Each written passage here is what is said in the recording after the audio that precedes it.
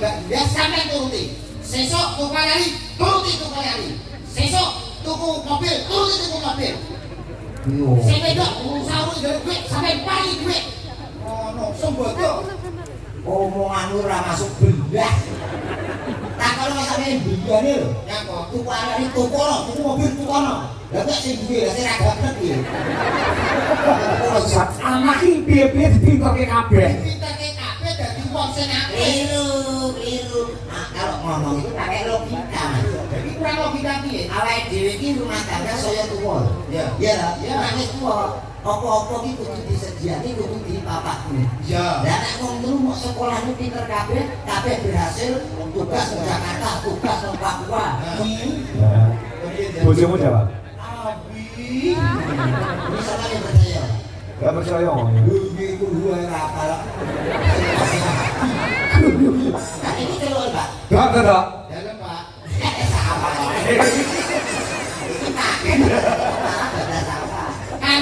Kan itu juga Mas Komet kalau Mas Dodo. Oh, ngono kudu bisa membagi waktu. Oh iya, misalnya jauh maaf. Ini mau ketemu lawan Pepuden ono ing Selabatan ya maaf. Mbah Lurah mantan ya jagongan karo aku, ya iki yo WA karo aku.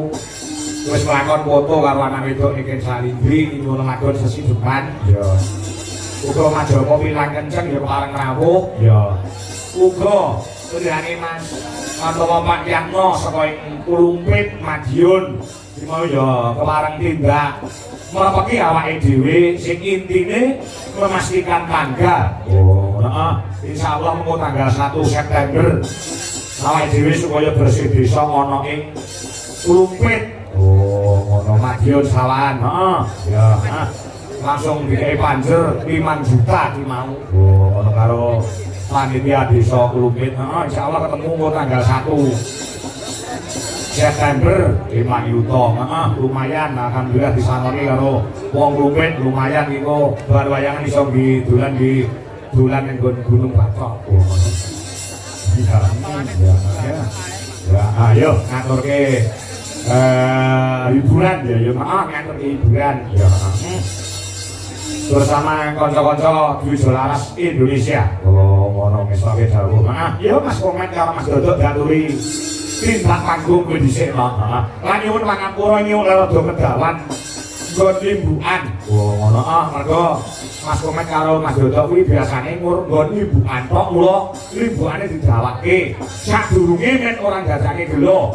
Cuwa penggalih para pandemen budaya utawa wayang kulit diaturke luwih dhisik. Oh, ngono. Kok imbukane sik dawa men. Lah iya. Ngono ya ya. Awake dhewe dawa ya iso ndek ya iso. Ya, kadang kalau awake iki biasane iki nggon limbuan to ya rada didawake. Golek kecenggaan mesake dari Pak Suwadi so Buati sing bayar. Oh, ngono. Ya Mas Dodok, Mas Komet gandul iki tak panggung. Ayo kon-kon ning dhisik gembira. Akhir-akhir.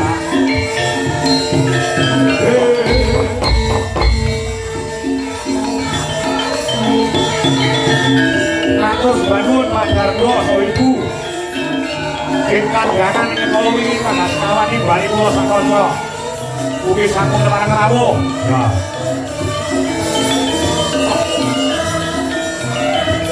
Pak Dardo bos so ibu.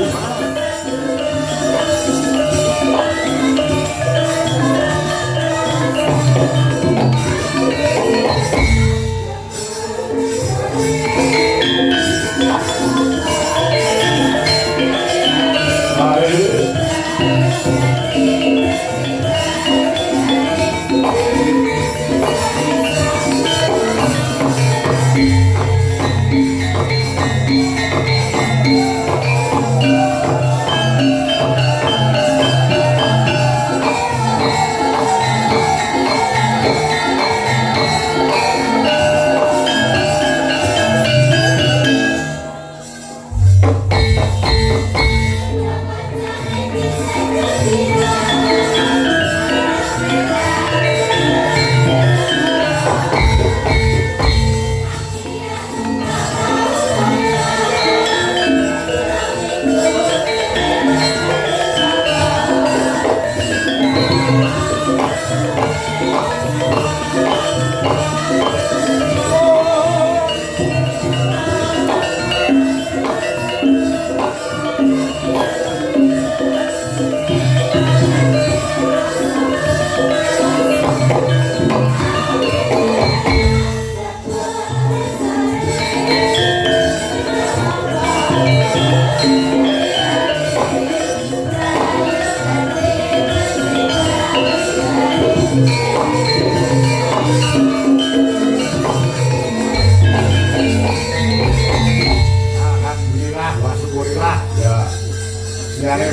Suwadi saha Bu Atik terus liyani ya SPD sekarang iso ngrawuhke dagelan sing lagi naik daun dan dagelan sing lagi kondang-kondange Mas Komat dan Mas Dodo.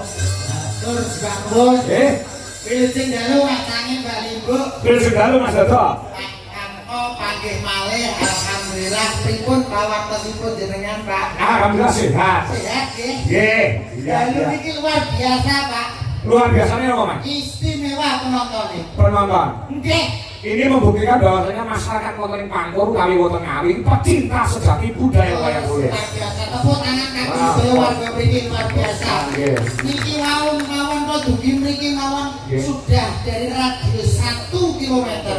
Hah? Itu jalan sudah macet total. Macet. Ngantos kula niku dijemput kalih hansip utawa limas. Hah? Niku limase terbinas Pak. Sopo? Kok jenenge wae. Ora saleh kok mampir ngono lho. Lah foto ngene beto mobil gak sampeyan beto kendaraan rodo kalih. Oh iya. Kan limas korosi ya. Kula ning nyuwun sewu dalu niki kula seneng sanget Pak. Nah. Kok manah kula Sebabnya kok Bobo seneng? ditinggali niki tenggalipun Bapak Suwadi. Wis ketemu karo Mas Wati. Mas sampun jagung wau. Weng ngono. Yaine gagak semangat wis foto mboten kados Mas Suwadi kok. Nggih. Dugi mawon pasugatanipun Bayu Mili kok. Ngomongi kok. Kula ngerokok sel. Hah? Dan sel. Hah? Garane Pak enten wonten mriku wonten petel. Hah? Tepene Kene piye to? Mas. Wadah dintas ke wadah terus mendahar kene Pak. Yes. Kados kembang api. Ning kula ya alhamdulillah. Ya. Iki nyuwun sewu jiwa kula dugi mriki jam 6 Pak. Udah kan nggih magrib aku sampun. Alhamdulillah. Ada. Alhamdulillah. Nggih. Pokoke nyuwun sewu lek enten napa niku kados ngeten iki niku sae Pak. Nggih. Wonten mantenan kok tanggap pringgitan iki sae. Uri-uri budaya. Uri-uri kula. Budaya kok diurut. Nggih. Betul kados nyambil kula. Nggih. Tangga kula niku enten manten malah nanggape son. Wah. Jadi tangga keparung terus. Ya iya mboten apa-apa ngosene dhewe-dhewe. Apa tau Mas? Oh Jawa Delta pengen ngomong kalau jalane, kalau macane, bisa omong. Bisa omong.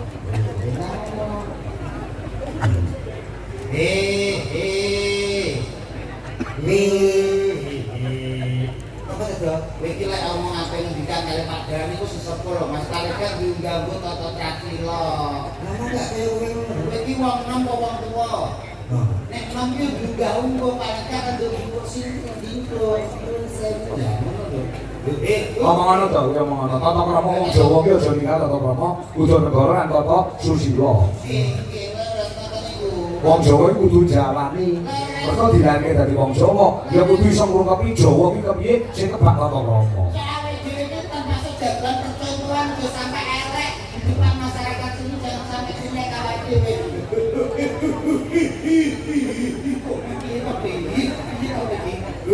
Kudu negara barang ditata ya. Iso ora to iki? Nganggo nek rawe lho. Aku ya ngomong kok halu-halu. Sopan santun ndak untuk kuwi ngene. Iya ta lho nganggo. Ketika kita malah wayang. Oh iya. Ya sing biasa nyuwun sewu dadak mampir ana. Nyuwun sewu Pak dadak. Nggih. Pak Karto. Nggih, matur nuwun. Kula sakjane kata-kata lo badhe nyuwun keterangan. Keterangan apa? Kula mungkin derek sinten. Heh? Niki mungkin kula derek sinten. Nah aku melu nek Salindri, aku melu sapa sing kebel sapa? Ora genah kok. Mboten enten sing kebel. Lha kok ngene? Jadi kan dia. Lah kene aku nyalahne aku iki. Mungkin hal itu iki. Lah aku jelas wong sewu sing kebel manajemen saking Niken Salindri, Pak. Ah, iya. Tanggal sekian kosong lho. Heeh. Nek kali Pak Kanko. Ah. Bayangan penjene babatan iki. Pak Suwadi. Pak Suwadi manten. Lah, lah kok cek sing kebel. Lah kok malah mancak mrene nyapo? Lah kan samu lho. Kan tak kira tak omong to men wis tak sekian yo pakaian karo yo make up. Berarti tanggapan. Ora sapa sing ndak tanggapan.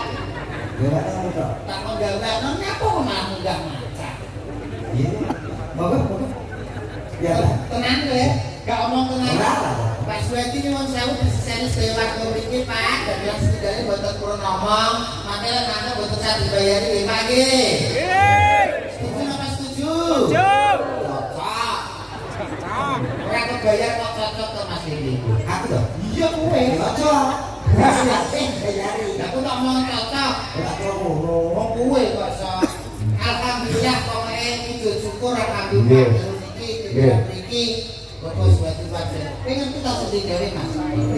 Sinten? Kowe. Wong kiai ini wibowo, padane yo gagah piteksa Bapak Suwadi. Heeh. Sapa? Pak Suwadi ya. Sing ndi kiai ini? Niki wae sing berarti alit.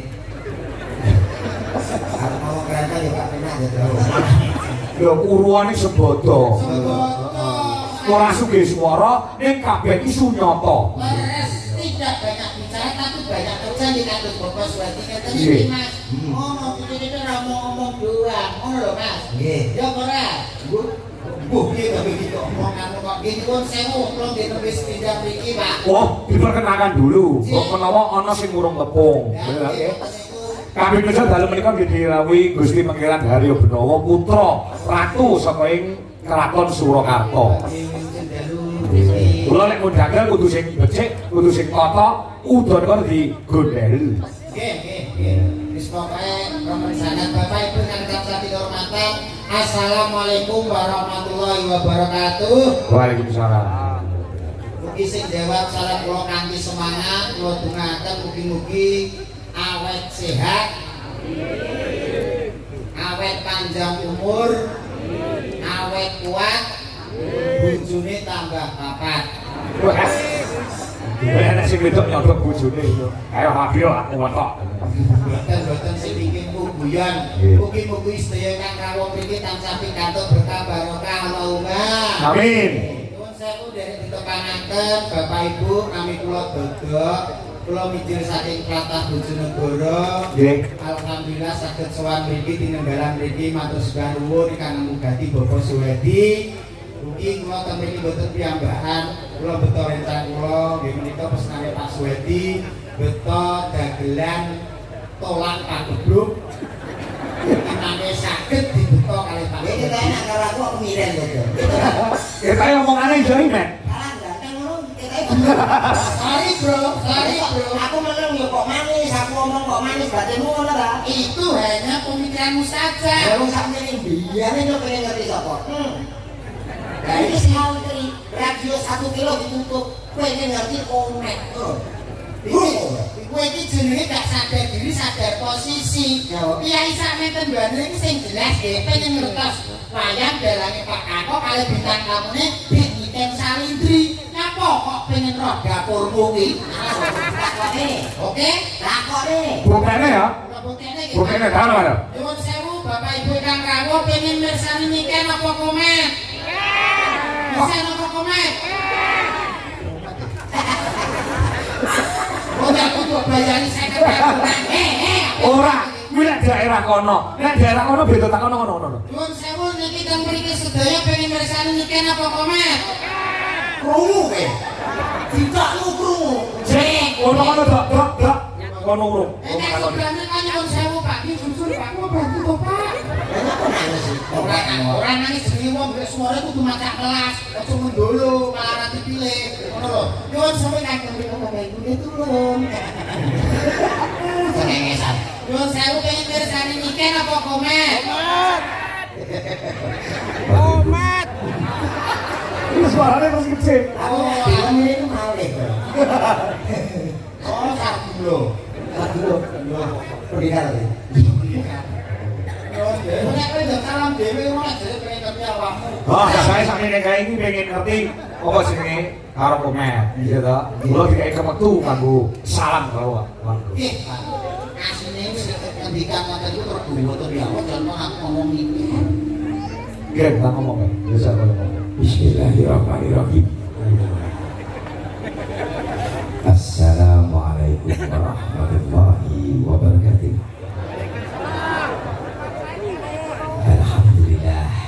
Alhamdulillahirabbil alamin. Wassalatu wassalamu alaikum warahmatullahi wabarakatuh. pun babatan ibu yang salam dijawab ya. Kita saling mendoakan. Assalamualaikum warahmatullahi wabarakatuh. Alhamdulillah, alhamdulillahirabbil alamin. Sholatu wassalamu alaikum warahmatullahi wabarakatuh. Kri sukri Iki bahasamu kata-katamu salah mulane ibu-ibu warga iki mukodimah. Mukodimah tapi kata-katamu salah. Masa iya? Iya. Mulane ibu-ibu padha guyu sik jenenge lho Mas. As-sholatu was-salamu tak ajari sik aja melu sik. Ya Mas. As-sholatu komen. Apa itu? Kamu diam dulu. Aku ngelawur. Kamu udah umi itu gak konsentrasi aku tahu. Rupanya kayak mangkok. Konsentrasi. Kok ngomong Nesu. orang nesu aku ya cep saya udah pakai kok Benakno. pesan bukan salah kepala betul lho. Assalatu wassalamu ala asrofil anbiya wal mursalin. Yo Mas. Ya. Anbiya. Kali to piye kok. Anbiya. Apa? Anbiya. Apa ya? Karena apa kan? Aku yang biji itu. Tapi pernah si samu mah. Oh ya, TV. Yo kowe sendiri nggo nuwi. Iya. Terus ki. Sama batu. Lah yo opo Para bapak-bapak, ibu-ibu, kula teng mriki, jenengan teng mriku. Baru punika enten napa to? Jelas panjang mosok ini tahlilan, Cuk. Nek sambutan kok anak. Jumlaku. Baru punika enten wayang. Acara niki kok ngunduh mantu. Tapi ngunduh manten. Biasanipun nek umum nika ngunduh rak kelem. Ngunduh gambu. Nah iki kok ngunduh mantu. Nah terakhir meneh. Ngunduh mantu menika ateges. Bopoe kamu ganti menawa. Apa artine ngunduh? Lagi iki kula susuke. Ngunduh menika ateges mun saking tembung menika ngundangi tangga teparo kenalan bola-bola para kanca. Duh menika butuhke marang para bola-bola kang dipun undangi niki lho anak kula pun mantu pun dados nganten. Wis meneng. Niku ngunduh mantu. Lah sinten to mantune utawa ngantene? Ngantene Mas Mbok. Mas Rema. Nggih. Mas Rema kali Mbak Yulia. Mas Rematik.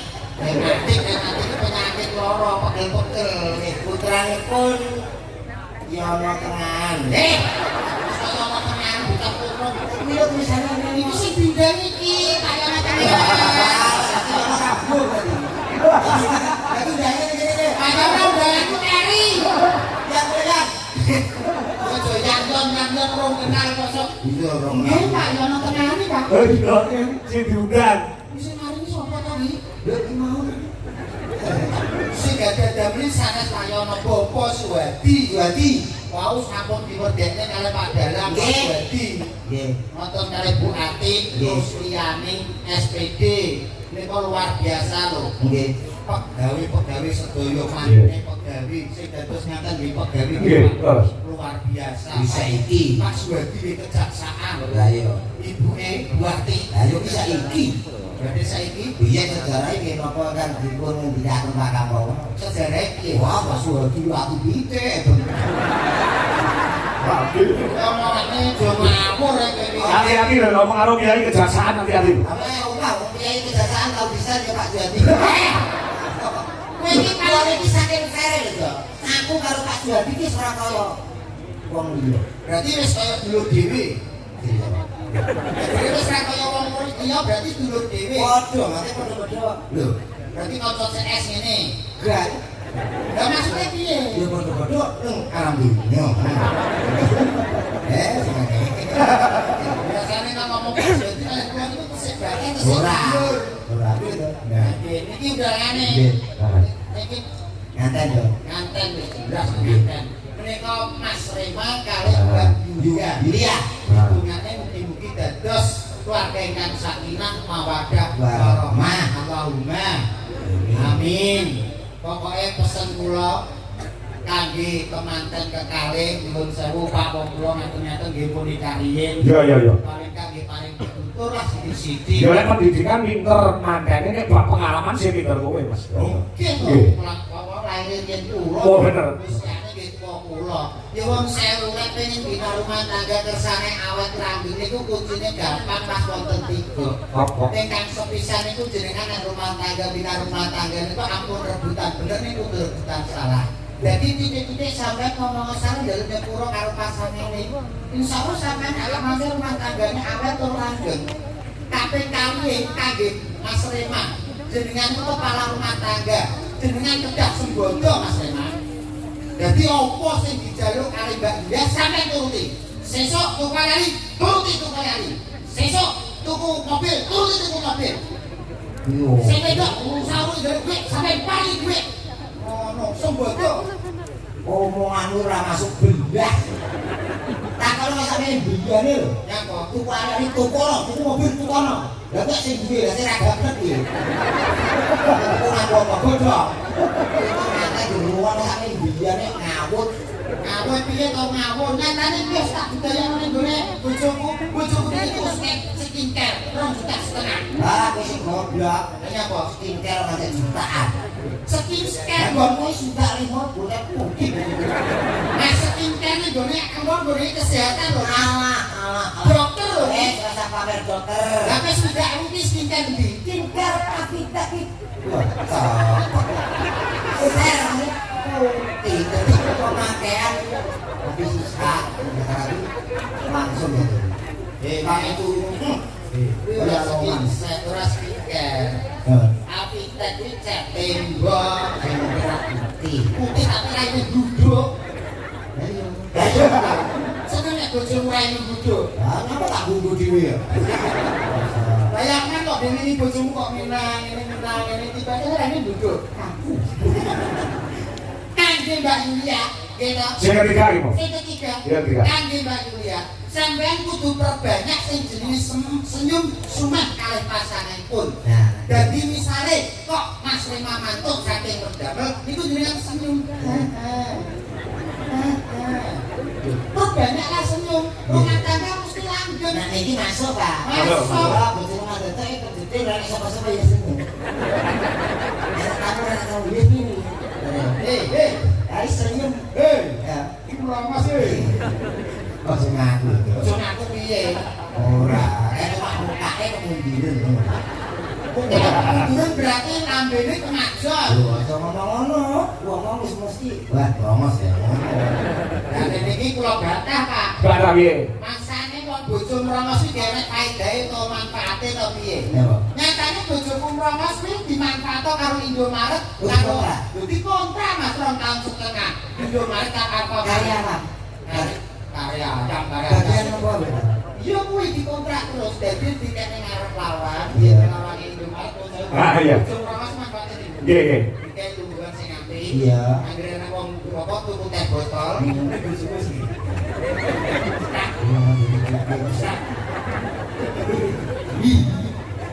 Sakno.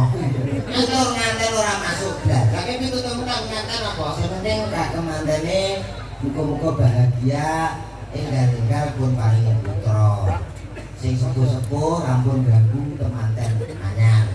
Nah iki penak di kamar dhewe. Oh iya no, atase nuwun sewu. Pak Suwadi. Mas Wadi wong mampu, sugih kok. Itu kalau aku biar nganten anyar omah ya anyar. Banyak kok. Omah ya anyar kamar ke urungan gede Iya, iya. urung ya wis dari siji iki. Nganten anyar malam pertama kan aku kan aku berbuat ya wong jeneng malam pertama. Sak kamar itu ndelok kok nek misalanku. Ya. Tadi iki kae. Ya. Kelas papat SD. Enek bayi nganten. Banyak kan itu ruwet. Bayi bojoku. Lah kok iso sak kamar. Terus piye iki jadiane? Aku kan ora iso pola to, Pak.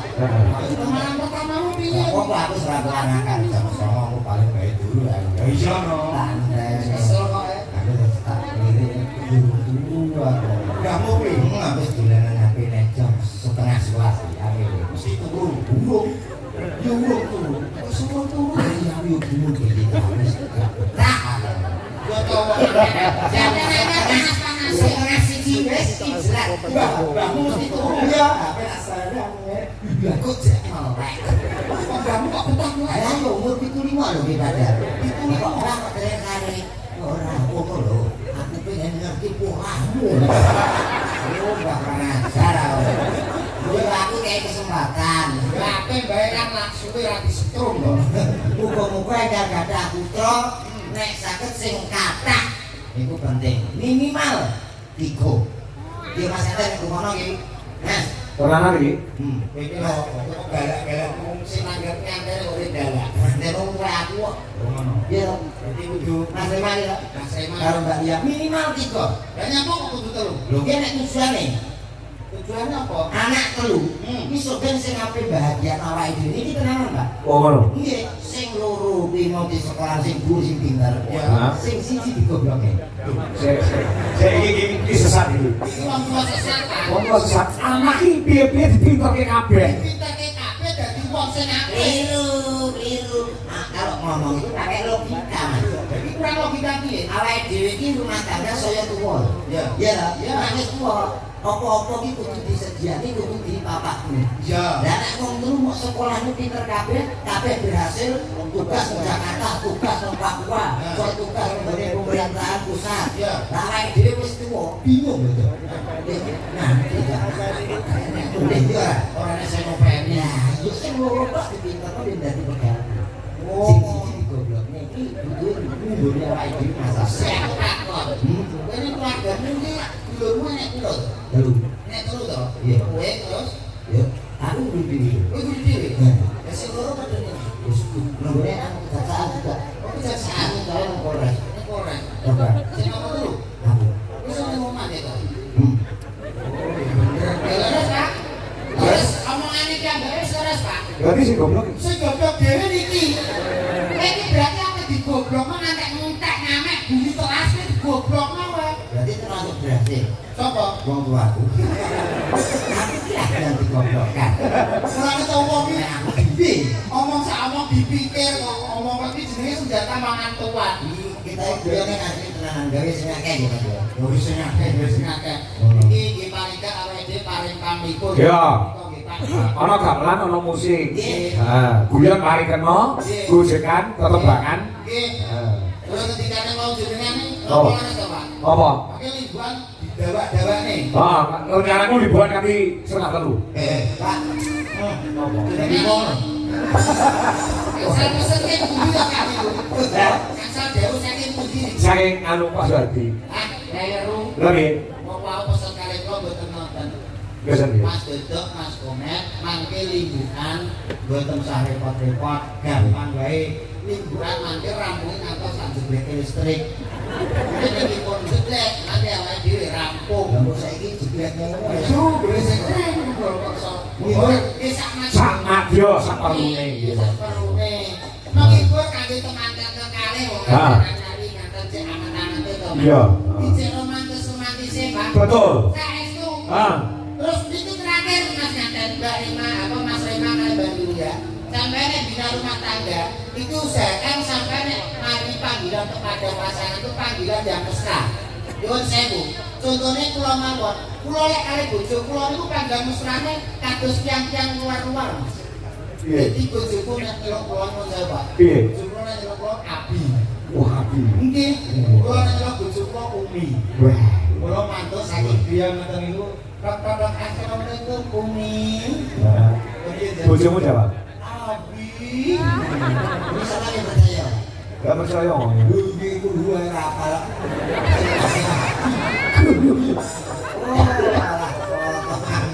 Kulo kenapa pengen ngaji tenan Aku ini jadi isin peradaban masyarakat Babakan dan sekitarnya. Bisa kok budak. Mau dirasaan sudah butuh itu. Dirasani piye? Dirasani lho itu jadi kayak bayi ampun. Gua ngerti gak urut mau gitu. Kok ora urut iki ta Mas? Nah, yang urut itu ada suara. Piye piye piye? Ada kepala, bulu, apa, sikil, ini urut. Urut. Lah iki piye? Jadi ini kepala kok 12 apa? Itu nenek. Era itu. Duwe di iki dulu. Oh, guru banyak. Oh, duwe guru karo lain kok sing dibedake. Ah, diceluk kenapa nanti guru iki? Met kok met. Dalam. Wah. Lho aku ki ngoten Nah, Pak. ini celuk, Pak. Dok, dok. Dalam Pak. Sama. Ini kaget. Malah ada salah. Pancen kula niku menungso sing kakak gajah. Kok malah gawe emosiku to. Gua ini menghibur malah emosi. Menghibur. Kok saya ngiri kok pakai apa? Sing iso kuwi ya. Soal. Awake dhewe iki kudu enek manajemen. Iya, iya. Nyanyi kanggo temanten Mas. Oke. Oke. Nyanyi yo lagu-lagu sing wis terkenal ngoten niku. Apa maksudnya Mas? Mesra. Paling Kak lagune sing sadaun. Three, three, three. Apa lagu Karo ngajak.